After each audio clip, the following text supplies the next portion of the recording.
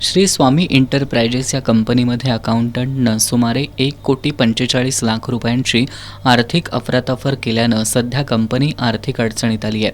मात्र कंपनीचा व्यवहार लवकरच सुरळीत सुरू होत असून ज्या गुंतवणूकदारांचे पैसे कंपनीकडे आहेत ते पैसे परत करण्यासाठी कंपनी प्रयत्नशील असल्याचं श्री स्वामी समर्थ एंटरप्राइजेसच्या प्रमुख पूनम मोरे यांनी पत्रकार बैठकीत सांगितलं। त्यामुळे गुंतवणूकदारांनी कोणत्याही अफवांवर विश्वास ठेवू नये असं आवाहन त्यांनी केलंय। कंपनीशी करार केलेले काही गुंतवणूकदार पैशासाठी धमकावत असून त्यांच्या विरोधात पोलीस ठाण्यात तक्रार दाखल केल्याची माहितीही त्यांनी दिली। श्री स्वामी एंटरप्राइजेस कंपनीचं कार्यालय लक्ष्मीपुरीत आहे। गेली 5 वर्ष महिला सक्षमीकरण किंवा बेरोजगारांना रोजगार देण्याचं काम कंपनीच्या माध्यमातून करण्यात येत असल्याचं पूनम मोरे यांनी सांगितलं। महिना 10 ते 15 हजार रुपये मिळावेत या हेतूनं सुपारी कटिंगचं काम आम्ही देत आहोत।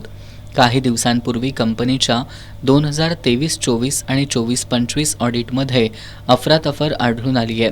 या घोटाळ्यामुळे कंपनीच्या ग्राहकांचे 2 महिन्याचे पैसे थकीत असून ग्राहकांमध्ये असंतोष निर्माण झालाय। मात्र 1 महिन्याच्या कालावधीत पुन्हा नव्यानं उभं राहू, गुंतवणूकदारांचे थकलेले पैसे किंवा मटेरियल देऊन कंपनीचा व्यवसाय लवकरच सुरळीत सुरू होणार असल्याचं त्यांनी सांगितलं। 5 मार्च 2021 रोजी आपली कंपनी स्थापन झाली। या कंपनीचा उद्देश श्री स्वामी एंटरप्राइज नावाने आम्ही कंपनी स्थापन केली। या कंपनीचा उद्देश महिलांना सक्षमीकरण करणं किंवा बेरोजगारांना रोजगार देणं, वाढती गरिबी कमी करणं हा उद्देश आहे। यातून आमचा गेली 5 वर्ष बिझनेस खूप छान प्रकारे चालू होता, पण कालांतराने आम्ही 23-24-25 जेव्हा ऑडिट केलं तेव्हा या ऑडिटमध्ये दिसून आलं की कंपनीमध्ये अकाउंटरने जवळजवळ 1.5 कोटीचा फ्रॉड केलेला आहे आणि या फ्रॉडमुळे जवळजवळ 1.5 महिना लोकांचे पेमेंट तटलेले असून लोकांना मी याच्यातून सांगू शकते की तुमचे जरी पेमेंट तटलेले असले तरीसुद्धा 15 मेपर्यंत आम्ही तुमचे ते पेमेंट कव्हर करून पुन्हा नव्याने उभं राहतो। फक्त मला काही दिवसांचा कालावधी द्यावा आणि सपोर्ट करावा।